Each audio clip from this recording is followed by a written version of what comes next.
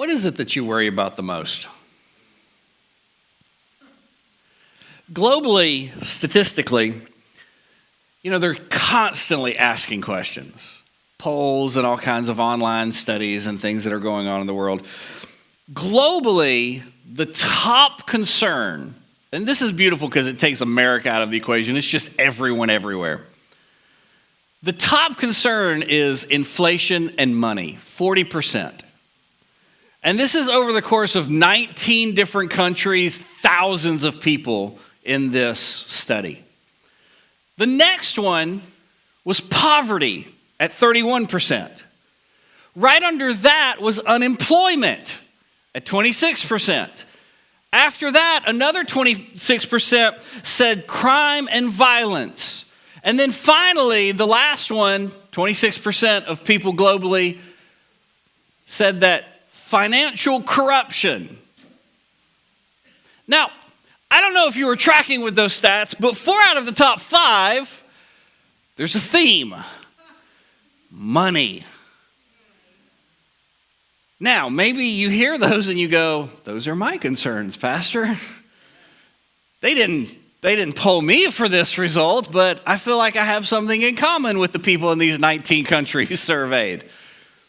So how do we as believers, in a world that is very much wrapped up and concerned with money, it's their top 4 out of 5 concerns, how do we respond with our money? How do we respond with what God has given us? We asked this big question last week, how do we restore Thanksgiving? And like we said, not the holiday, not the food, not the turkey or the ham like my family does, or not all the things, because next Sunday we're going to have a big family feast around here, and it's going to be wonderful, right? We're going to provide the turkey and the ham. You guys bring your favorite sides and enough to share, okay? That's not what we're talking about. Food does not have a problem with the holiday. How do we, in a culture that is so stressed out about money and some genuine concerns, amen? How do we restore Thanksgiving? How do we change the focus? And we finished with this big idea last week, which is really the theme of these 3 weeks, is that we are not thankful until we give thanks. And this cannot be overstated, that thankfulness is not just a condition of the heart, it's not just a frame of mind. It's not just something that you internalize. Thankfulness, thanksgiving, is giving thanks. So today I want to start with this idea. How do we express giving thanks? What are the things that we do so that we're not just internalizing our thanks? Last week we wrote a list. Last week we talked about all the things that we should be thankful for. This week I want to start with how do we give thanks? And I'm going to give you an acronym to remember this by. And it's horrible, it's corny, it's cheesy, but it worked. By God, we're going to remember it. So the way that we express thanks is through our swag. I told you. And you have to know, as a pastor, I cringe when those things come together and you're like, oh God, don't make me do it. Oh, don't make me do it. But they're going to remember it. Oh God, I know how this works, but don't make me use that word. So what is swag? Oh man, this is rough. Thanks is expressed through giving our space, our words, our actions, and goods. Swag. Start with space. What does that mean? When you are grateful for something, you are present. This is speaking as a true introvert. If I have given you my space, I love you. Dead serious. I can't fake it. Like, I'm present. I'm here because I love you. That is why. There's not another reason. I could be alone right now and be perfectly fine. My wife, on the other hand, needs people. More than 24 hours in isolation and she's ready to crack. And I don't count as people.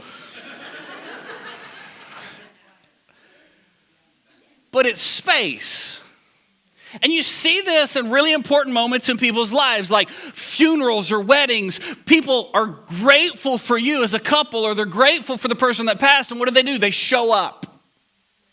It's gratitude. It's thankfulness. Hey, you know what? We're grateful for what our God has done. So on the day that is set to worship him, we show up. Amen. We give him space. We show up, we're present. But it's not just space. It's not just being there. It's words. Please take your gratefulness and your thankfulness and begin to learn how to express them in words. Find ways to say what you're thankful for.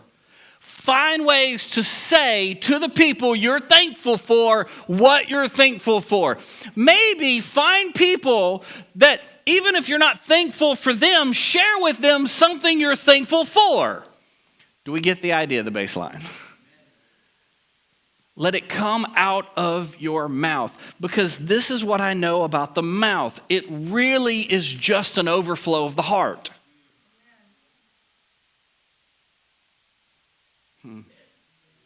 Because sometimes things come out of the mouth and you go, I don't know where that came from.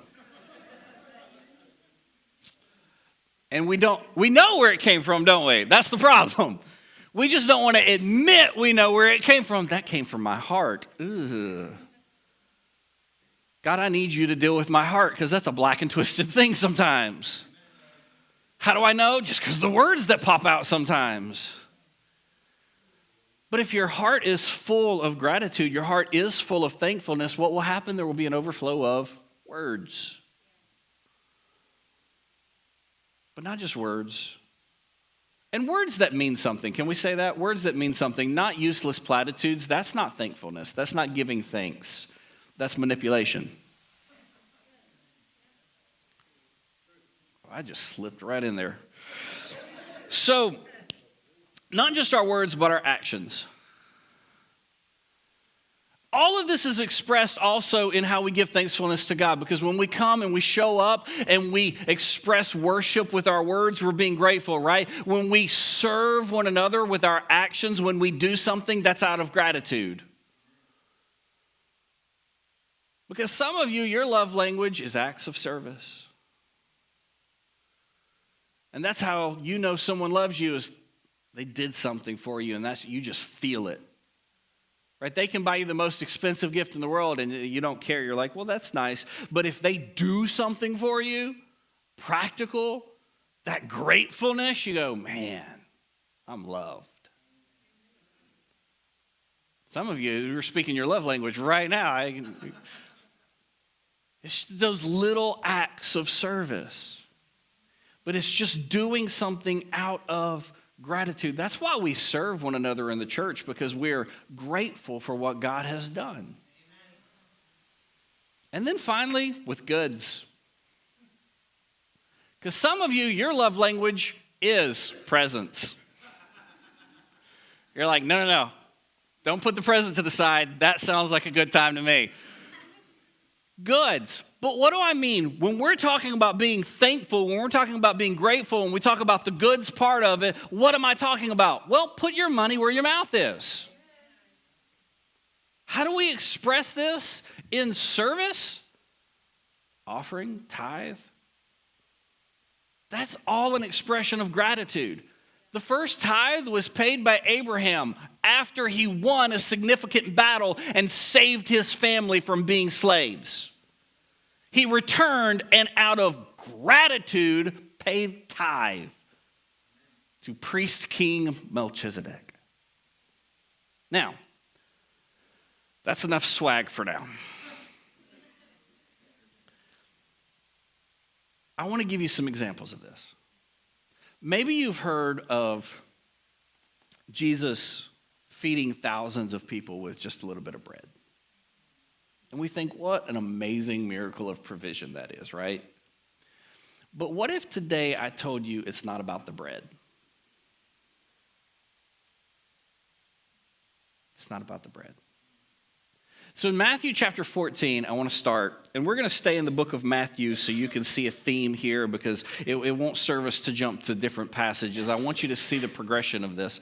In Matthew chapter 14, starting in verse 14, it says, when Jesus landed and saw a large crowd, because Jesus started getting famous for saying things that the religious leaders didn't like, and Jesus had this following because many people did think he was a Messiah. Now, there were many people at this time that claimed to be Messiah.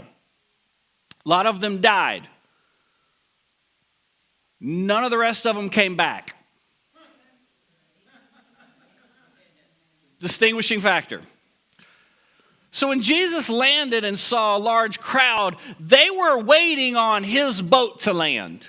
They heard where he was coming and they said, hey, I am now close enough to hear this man speak and see this man do what he does, and I want to learn for myself. So a large crowd was waiting on him, and when he landed, he saw them and he had compassion on them and healed their sick.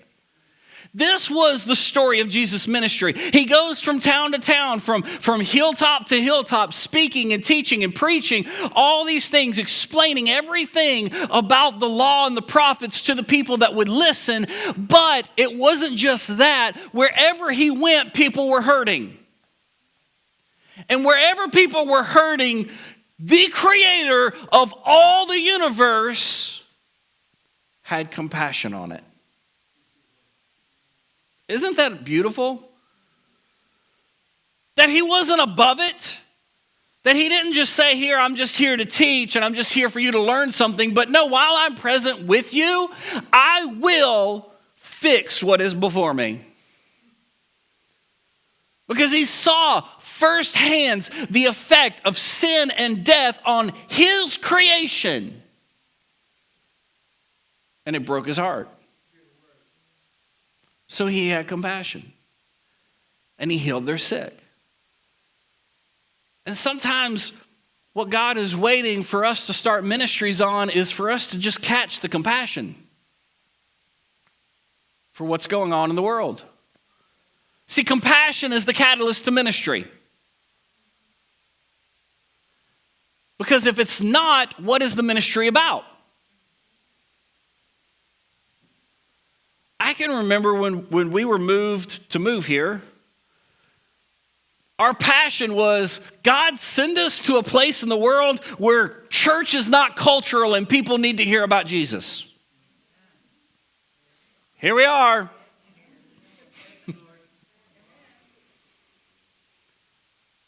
But I look around and I see the gospel being effective.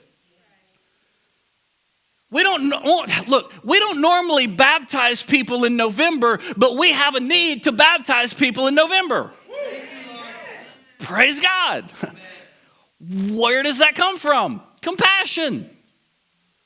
We're moved with passion to do what God has called us to do. Why? Because we see the state of the world and we say, God, can we do something about that? Because I want to give you a working definition for compassion. This is my working definition for compassion. Compassion is making your pain my priority. It's seeing what's going on and not just empathizing with it, not just going, oh, well, that must really hurt or that must. No, I see what's going on in your life and I am going to make whatever's going on in your life my priority, and it is going to move me with passion for you. That's compassion.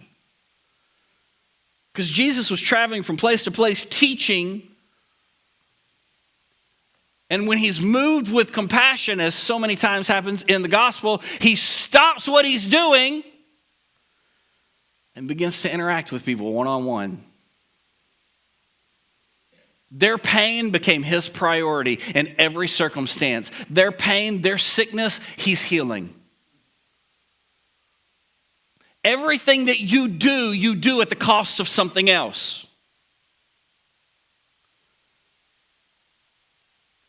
Compassion is what stops you in your tracks and says, I'm going to focus on this before I go on about whatever else was on my calendar. And this is what moved Jesus in his ministry, and I pray this is what moves us in ours. So continuing in verse 15, as evening approached, the disciples came to him and said, this is a remote place, and it's getting late. Send the crowds away so they can go to the villages and buy themselves some food. Now, I love the disciples' thoughts. They're like, we don't want to be responsible for all these people. We also don't want them getting hangry. Because large crowds getting hangry seems dangerous for us. Jesus replied, they do not need to go away. You give them something to eat. This is only funny when you read the last verse of this passage and you find out that there's like 5,000 people, right? Because, we're going to have food and food left over next week, but I don't think we're feeding 5,000 next week unless the bread line starts, and then you better start praying for this miracle to happen. They do not need to go away. You give them something to eat. Now, how would you react if someone told you, I need you to feed these 5,000 people? Well, we have only 5 loaves and 2 fish, they answered. Uh-oh.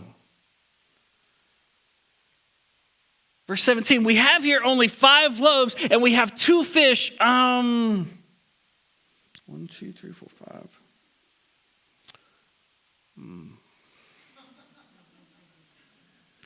Problems.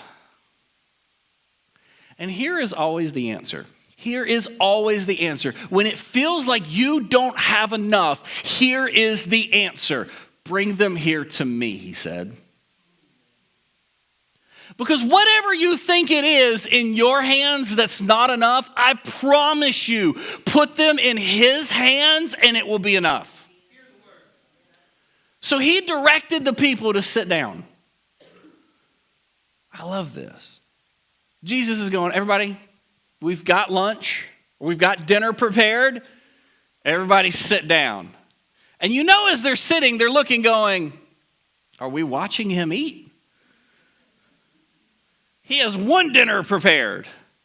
I am very confused by this. I don't even think that fish is cooked. Is that sashimi? Are y'all with me? He directed the people to sit down on the grass. Taking the 5 loaves and the 2 fish and looking up to heaven, what did he do? He gave thanks.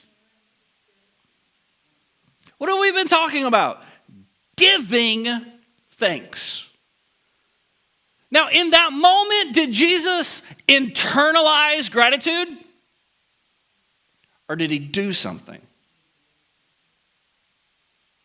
See, I think this is the catalyst. I think this is the key. He wasn't just moved with compassion for their sickness. He was moved with compassion for their immediate need. These people are hungry. And if I feed them, they can stay here. We can keep teaching. That's like if I said, hey, this sermon's going to go a couple hours long. We'll bring lunch in for you.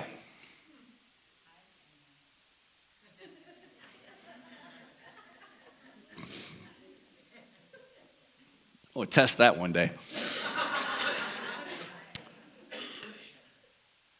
He gave thanks and then he broke the loaves. And then he gave them to the disciples. He didn't give them straight to the people. He used the leadership structure that he designed. And he taught them how to serve in a moment where they didn't think there was enough.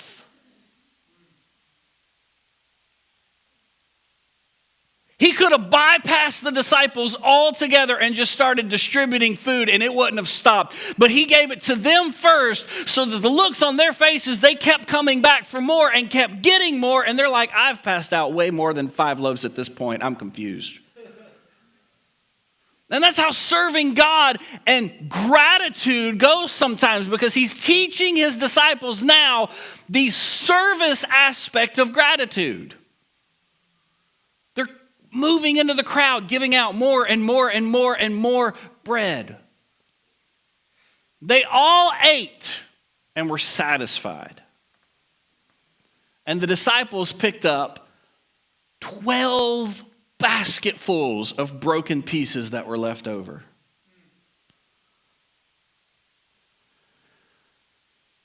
You know, sometimes we look at our life and all we see are the broken pieces, but I bet you if you stack them up, there's more of those broken pieces than what you started with in the beginning. That there's actually more going on in your life than you realize. And then they kind of give you the whole point of the story, because they've been hiding this fact. The number of those who ate was about 5,000 men, besides women and children. They fed over 5,000 people. And everyone was satisfied. What does that mean? No one asked for more. That's what that means. No one said, hey, can I get another loaf over here? And it wasn't because they ran out, is they had 12 basketfuls left over. That's the kind of miracle where God's saying, no, we didn't run out of miracle. We fulfilled what was needed. But what did he do? He gave thanks. It was one of these expressions of gratitude. And this is what I want you to see about gratitude. Gratitude is multiplied when it's shared. Because he told his disciples, you feed them. And then he provided the miracle so that they could. See, he didn't give the command without giving the miracle. He told them, you feed them, and then he provided, put in their hands exactly what they would need to feed. If you were a disciple that day, how many of you would be grateful? Yeah. If you were one of those people there, how many of you would be grateful? Man, I'm getting a free dinner out of this. I just came to hear this rabbi speak.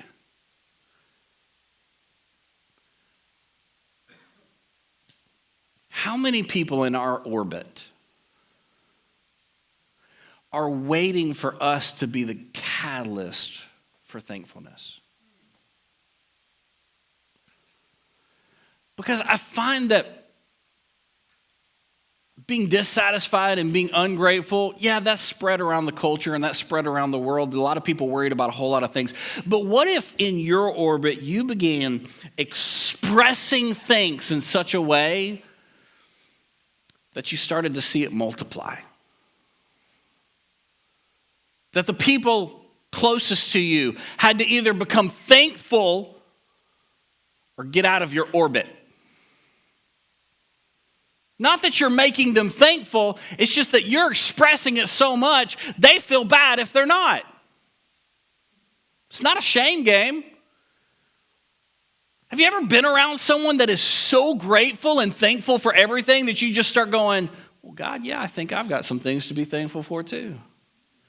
There's a sweet little old lady at my home church that talking to her, I was a youth pastor, and she used to love to just sit down, open her Bible, and just have little Bible studies at her house.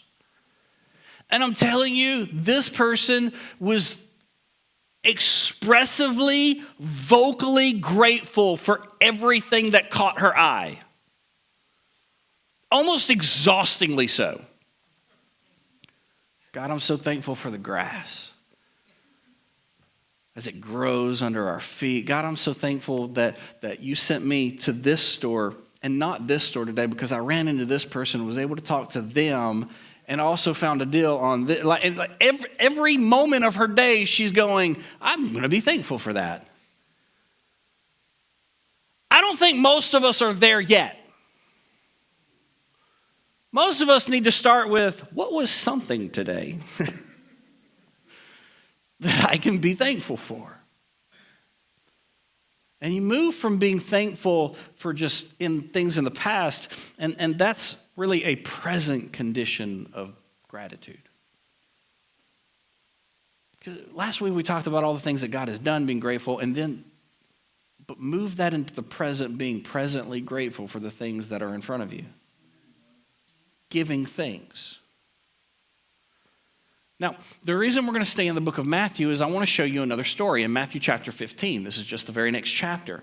And so you don't get confused and think this is a completely just different telling of the same story. This is a completely different episode. Okay? The characters and the actions sound the same, but we're still in the book of Matthew. This is a different crowd. Jesus called his disciples to him and said, I have compassion for these people. Sounds familiar, doesn't it? You're going to see a pattern. They've already been with me 3 days and have nothing to eat. I do not want to send them away hungry, or they may collapse on the way. Now, this is a slightly longer sermon. This is 3 days. You guys, the reason I preach sermon series is because I write a sermon and it's way too long to preach on one Sunday, so I give it to you over the course of 3 or 4. It's that or that. So, they've already been with me for 3 days and have nothing to eat. I don't want to send them away hungry or they may collapse on the way. And his disciples answered, and I love this, they just saw this happen. Where could we get enough bread in this remote place to feed such a crowd? And surely one of them had to have been going, we only need like 5 loaves. Come on. So Jesus, well, how many loaves do you have? It's starting to get fun, isn't it? How many loaves do you have? Jesus asked. 7, they replied. And a few small fish. Not just 2, we have a few, and we've got more bread this time. This is going to be epic. So he told the crowd to sit down on the ground. You see in the pattern, same exact thing. Told the crowd to sit down on the ground. Then he took the 7 loaves and the fish, and when he had given thanks, he broke them and gave them to the disciples, and they in turn to the people. Look, sometimes you feel like a middleman in God's blessings. Don't let that discourage you. Let that encourage you. He is choosing to bless someone else through you. He could bypass you and you wouldn't be part of the process, but that's not what he wants to do. He wants to put it in your hands so you can give thanks and share it with someone else. You're not just an extra stop. So he broke them, gave them to the disciples, and they in turn to the people. And they all ate and were satisfied. Again, afterwards, the disciples picked up 7 basketfuls of broken pieces that were left over. Now, last time, 12 basketfuls, right? This time, everyone ate, everyone was satisfied, and 7 basketfuls were left over. And this time, the number of those who ate was 4,000 men, besides women and children. Slightly smaller crowd. So you know there's nothing magical about the numbers. 5,000 people, 4,000 people, 5 loaves of bread, 7 loaves of bread, a couple fish, a few fish. Not about that, is it? But one of the beautiful things that happens in both situations is they were all satisfied. And there's something beautiful. When we give thanks, it's multiplied, gratitude is shared, and then satisfaction happens. Satisfaction is the condition of being thankful for what God provides. Now, if we could just live our lives in a satisfied state. Because I'm convinced that it's dissatisfaction that gets us into debt. Well, God, you've provided, but, you know, I'm gonna need you to provide a little bit more with interest.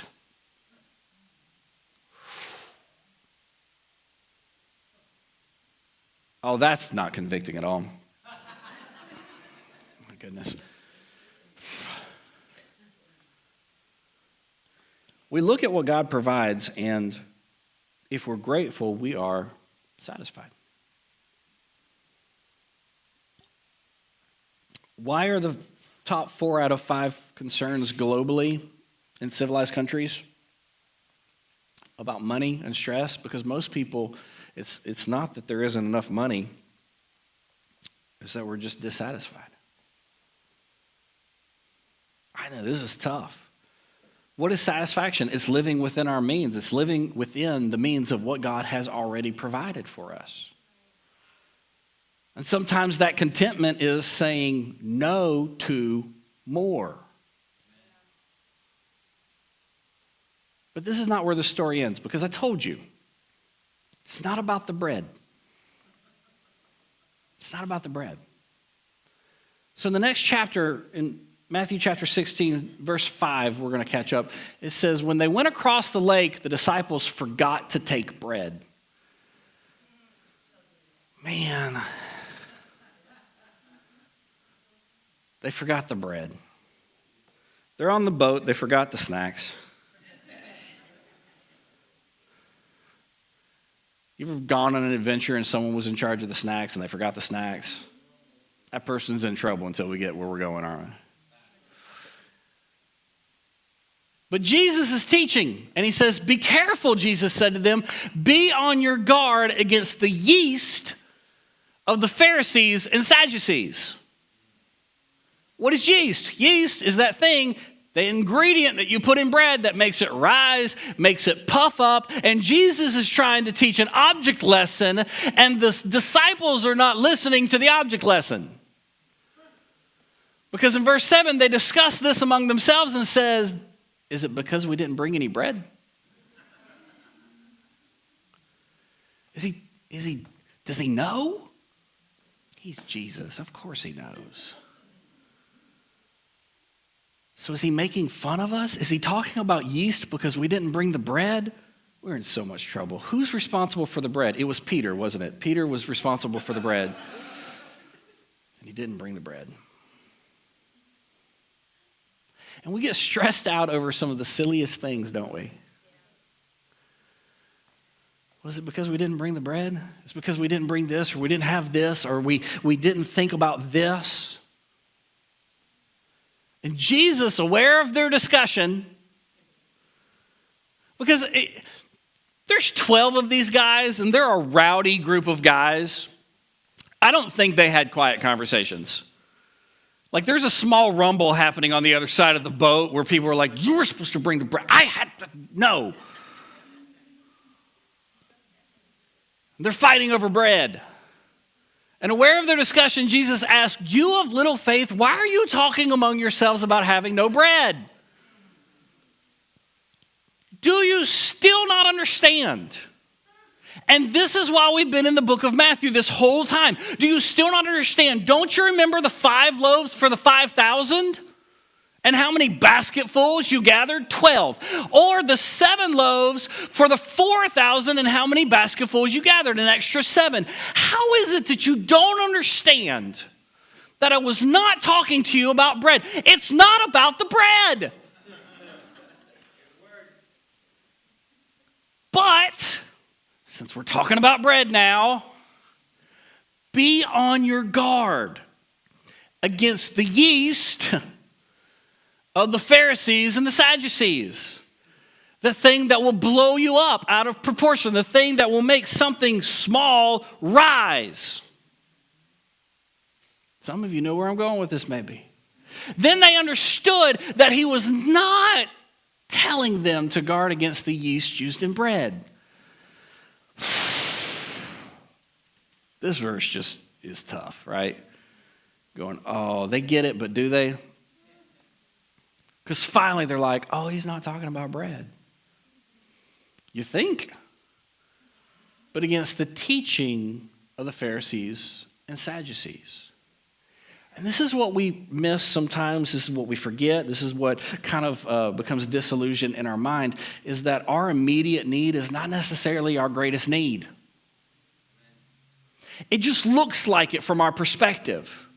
Because we have bigger needs and smaller needs in this life, but what happens is you put the smaller need closer to your face because it's your immediate need, and it looks like the biggest need in your life. But is it?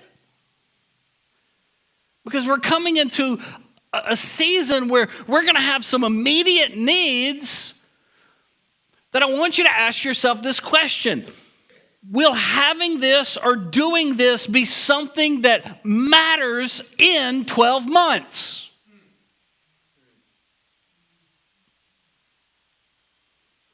Perspective. Put it into perspective. It might be your immediate need, but this is definitely not the greatest need in your life. And this is something that I know. You will always have a need greater than money can buy. How do I know that? Because the greatest need you have is the greatest need that I have, is that my sin is dealt with. And there is not enough money on earth to pay for the forgiveness of sins. It's not about the bread. It's not about providing just the immediate need. Because when Jesus kept providing that immediate need to people, there was a time where they said, look, this guy is an instant welfare state. I don't know how he keeps feeding us, but he keeps feeding us. Let's make him king and we'll never be hungry again or sick. And he basically turned around and gave them a sermon they didn't like, and all but the disciples left. Well, that's not what I thought this was. You'll always have a need greater than money can buy. So what was he warning them about? See, because we skipped to verse 5 there in chapter 16, but you missed the little interaction with the Sadducees and Pharisees, and this is what was on Jesus' mind, and this is why he was teaching them about this, because he just had an interaction with them, and he is reflecting on the, hey, you just heard this talk, let me teach you, don't do what they did, and instead the disciples are ignoring what's going on in the teaching and just going, do we have the bread? And we make fun of them for that.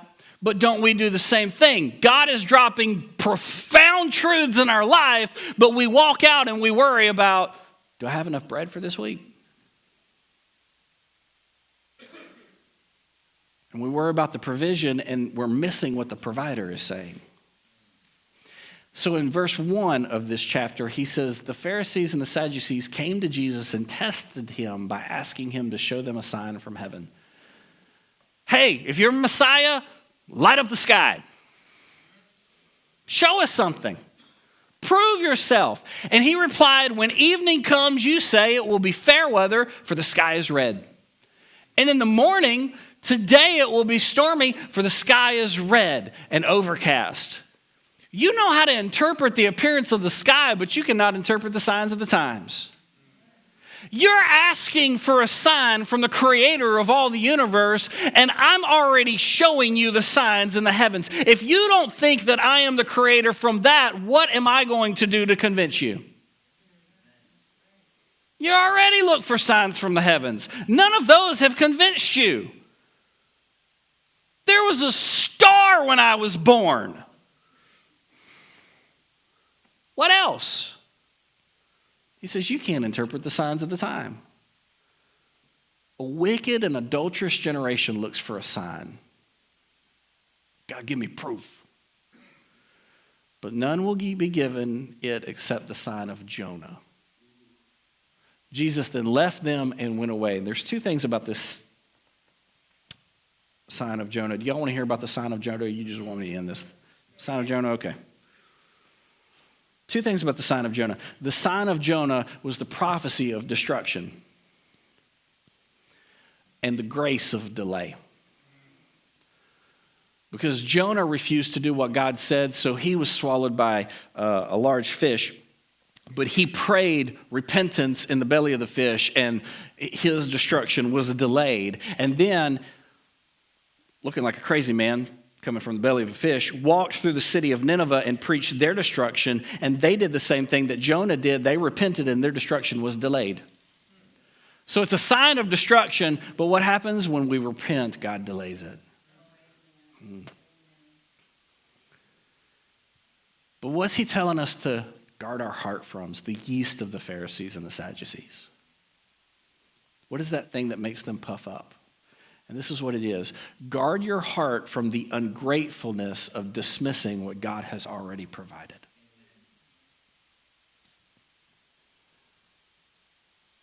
They looked at creation and were not convinced. Looked at the creator of the universe and says, show us a sign. And Jesus says, look around. But don't we do that? God, I need you to prove yourself in this. God, I need you to do this. I need you to do this. And God's saying, wait. You're ignoring what I've already done. What is doing one more thing going to change?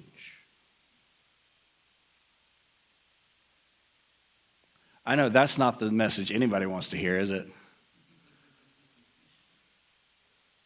Because that's ungratefulness, isn't it? I mean, that job might not be the job that you want, but you have a job. Those kids, whoo! They might not always act like you want them to, but they're the miracle that God has provided.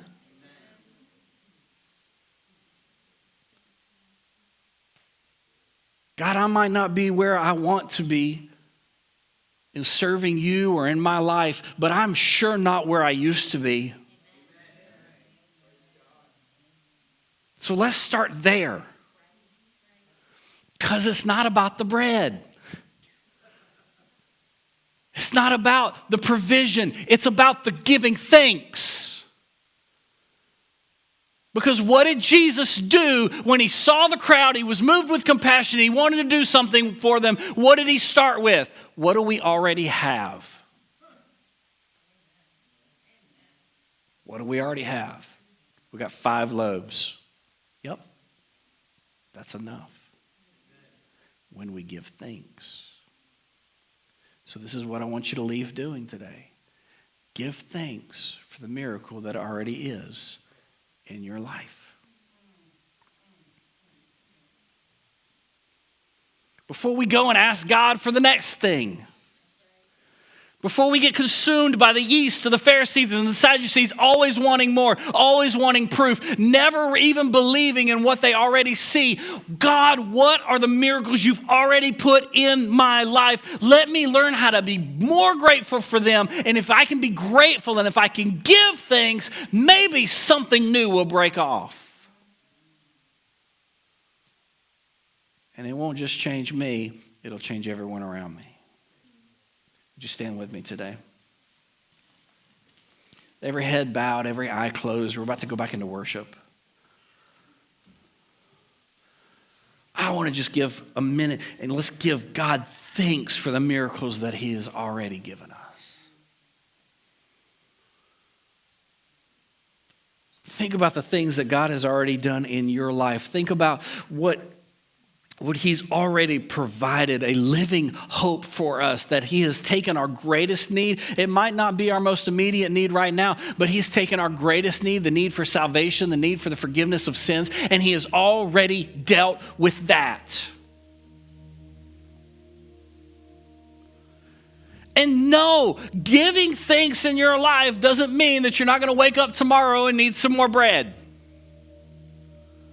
But giving thanks today is anticipating trust in a provider that's already ahead of you and in that place. So don't get ahead of yourself. Would you just lift your hands in gratefulness today? Pray in your own words and thank God for what you're thankful for. God, I am so grateful for this church.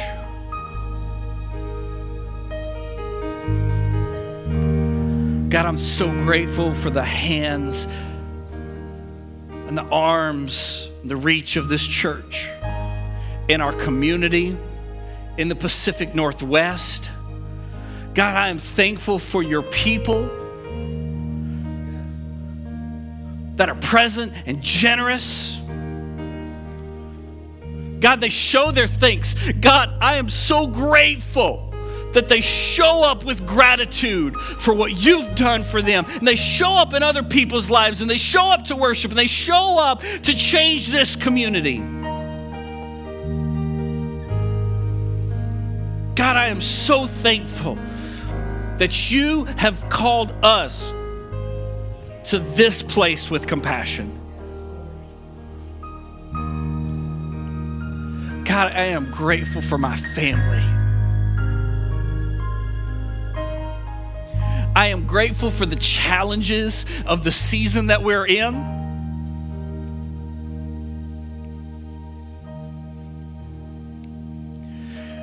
And I'm thankful that you're building something that can weather the storms of this world.